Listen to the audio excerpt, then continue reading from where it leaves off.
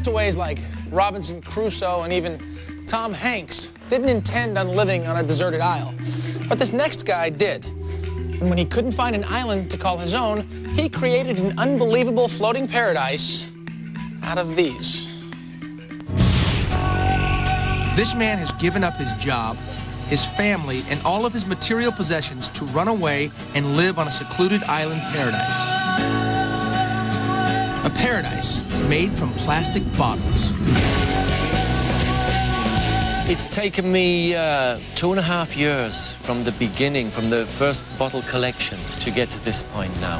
And I'm quite happy with the progress. It was over 2 years ago, Richie Sowas gave up his job as a carpenter and moved to Mexico in search of a simpler life. He made his way to the sandy shore of Cancun. He started collecting bottles for cash, and that's when he came up with an unbelievable idea: to build himself an island he could claim as his own. The collecting of the bottles, I started by hand first, just going round the local town, picking them up. Have a great day. Cheers. Yeah. Thanks. This floating island is the length of a professional tennis court. Richie gathered thousands of bottles and started stuffing them in fish nets to create the foundation. Well, this is the sum total of 3 years' work. It took me the first 6 months just to get a base, which was that's about 15 meters across and about 20 meters long. It took me about 4 months to get a base of around 7 or 8 meters, and then I started putting plants on. Richie placed bamboo and plywood on top of the foundation of bottles, paddling back and forth over and over every day, scooping sand off the shore to build his own private beach. But the biggest challenge was trying to grow plants on the plastic bottle barge.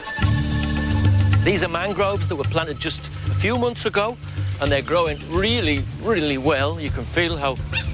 These are mangroves that were planted like 4 or 5 months ago. They've got stems on them now like trees, palm trees. This will be a lemon tree.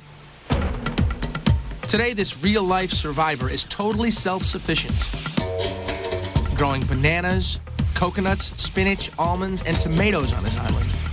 He's even built a solar cooker, collects rain to water the plants, and even made a washing machine out of a plastic drum that rolls in the waves. This is one island castaway who never needs to leave. But if the truth be told, Richie is not alone on this island. We have quite a few inhabitants on the island at the moment. It's me, my cat, Bonita, and my second cat, Easy, the little dog, Rainbow, 2 chickens, Brownie and Blackie, and the duck, the heart of the island, Corazon. This bobbing island of bottles has proven to be quite seaworthy as well, surviving 2 hurricanes and several tropical storms. And now even the Mexican government wants to recognize the private paradise, declaring the island as Mexican soil for tourists to visit.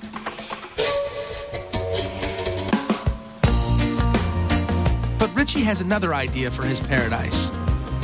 Every day he adds bottles to make his island bigger.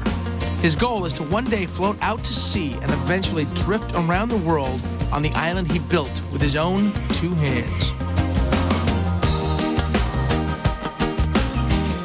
One day we will sail out on the ocean and become a small floating country.